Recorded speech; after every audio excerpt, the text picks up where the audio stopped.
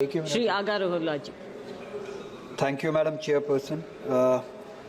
Since the bill is being legislated, the railway bill is being legislated in the House, and my time is very limited, so I request for the attention of the Honourable Minister for Railways towards a very important and specific issue. Honourable Minister, we have an Act, Land Acquisition Act 2013, and in its Section 4 and 11, it is mandated to have formal public notice and social impact assessment before you start any project. और कश्मीर में existing lines के अलावा 2 lines शुरू की जा रही है, उनका assessment किया जा रहा है.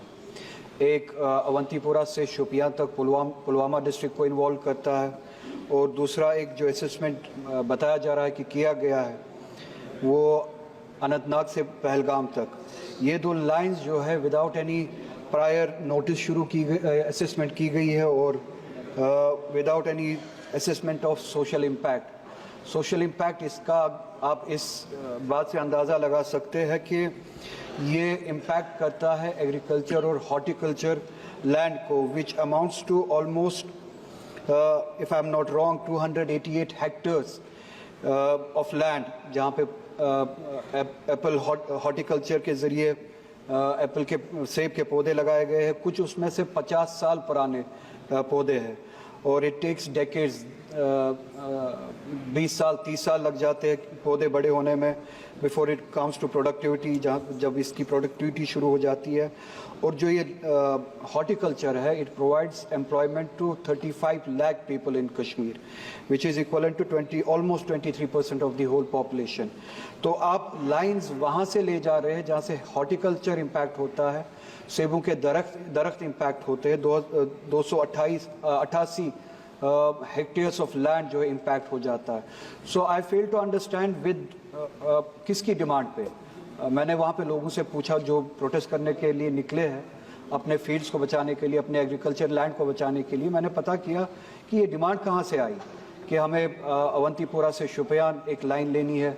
लोकली वहाँ पे जो लोकल पॉपुलेशन है, जहाँ तक मैंने पता किया, कोई डिमांड है नहीं.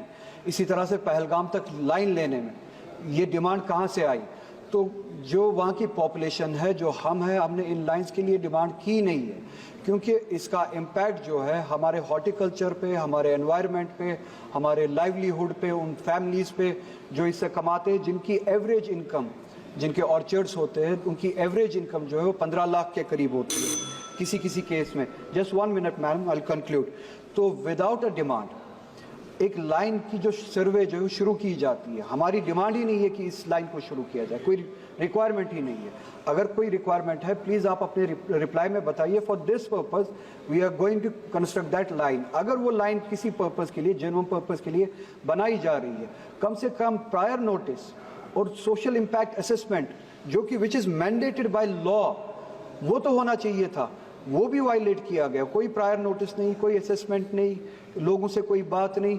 एक लाइन खींची जा रही है, एक सर्वे किया जा रहा है जहाँ से इतने सारे ऑर्चर्ड्स, एग्रीकल्चर लैंड जो है वो इम्पैक्ट हो रहा है. अगर इस तरीके से किया जा रहा है तो I equate it to a colonial project. कोई डेमोक्रेटिक किसी गवर्नमेंट का प्रोजेक्ट नहीं है. अगर इन सब चीज़ों को वायलेट करके इस तरह का प्रोजेक्ट आप बनाना चाहते हैं, it's equivalent to a colonial project.